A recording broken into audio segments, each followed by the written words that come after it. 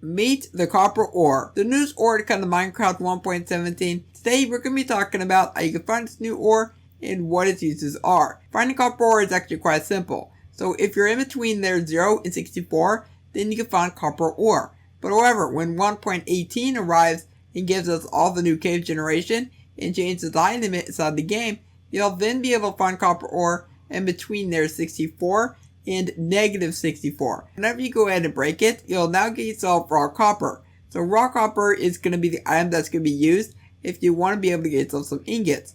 But the best part is, if you have fortune, then you can get even more out of your buck, which is going to be really great. So that means that you'll be able to get a lot more ingots, so you can make your lightning rods for your redstone, or you can make your spyglasses. I mean, whatever you want to use the copper for, it's going to be completely up to you. And if you get 9 of those, then you can turn that into a block of raw copper. And now I have to say, the block of raw copper, this is going to make a really cool pathway. I mean, you've heard of the yellow brick road. Well, I'm going to follow the copper brick road. And there's also another variant of the copper ore, but it works fundamentally the same. That's just deep state copper ore. This can be used for 2 different objects. The first object is going to be the spyglass. Now, the spyglass is going to be quite useful if you want to see things from far away. And if you want to make the spyglass, you need 2 copper ingots and 1 amethyst shard, and then you get this out of the outcome. And I'm definitely excited for the spyglass, because something like this for the Bedrock edition, this is going to be very much needed, and it's going to be very useful as well. If you're on Java edition, then you should be familiar with the Optifine mod, which lets you zoom into your terrain. But for Bedrock edition, something like that really hasn't been possible until now. So this having the spyglass just be super useful just to be able to zoom inside your world, and I'm very excited for this. And you can also make the lightning rod. This is going to be very useful for redstoners who might want to automate things during a thunderstorm. So let's say I'm going to place this right here. I'm going to grab myself some redstone as well, but this will also work for pistons as well. So we'll grab some of those. So we got ourselves a piston. I'm going to stick that right there.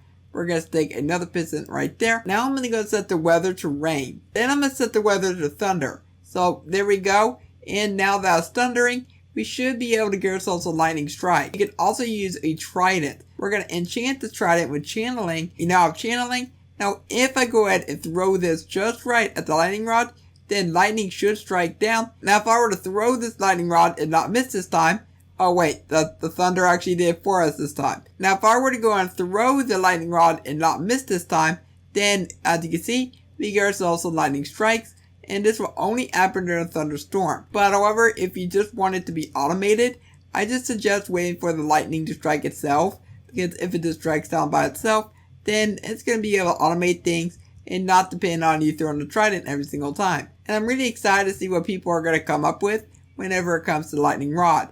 And if you want to make the lightning rod, it's only going to be 3 copper ingots. You can also make blocks of copper by having 9 copper ingots. So I chuck in 9 like so. We got ourselves a block of copper. And if you put that to a stone cutter, you can then turn that into cut variants. So we got the cut copper block, the cut copper slab, and the cut copper stairs. And plus, over time, these blocks will start to change color. So if I come inside the inventory and I look in the copper section, we get all the different copper blocks. And this will take anywhere between 54 to 82 days. So you'll be waiting quite a while for this to change. If you don't want it changing color, you can simply go and grab some honeycombs and you can interact and you can wax it. And if you want to remove the wax, grab yourself an axe. I'm going to interact, and then you get these white particles, and now it has been de-waxed. Now let's say your blocks are fully oxidized. Well, if you grab yourself an axe, you can also, just like we waxing them, but you can de-oxidize them. So every time you interact with this block, it's going to go back a stage until you eventually make it down to the first stage, which is the regular old copper block. Then you can just go and honeycomb it to make it go back to normal. But with that being said, that is actually it for everything that I want to talk about with copper. And is copper a great item inside the game? It's definitely going to be quite useful for a certain amount of people, but it's not going to be useful for everyone inside the game. I mean, you might be somebody that's not interested in redstone, and you might be somebody that's not into, spyglasses. But if you are into that kind of stuff, then this is going to be your new favorite ore. But it's definitely not as useful as iron is, it's definitely not as useful as gold is now, and it's definitely not as useful as the other ores.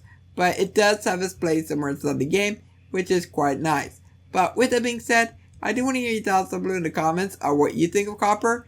If you enjoyed today's video, then let me know by leaving a like on it, subscribe if you're new around here, don't forget to turn on notifications so you don't miss an upload. For now, hope you have a logical day, and I'll catch you next time. Goodbye.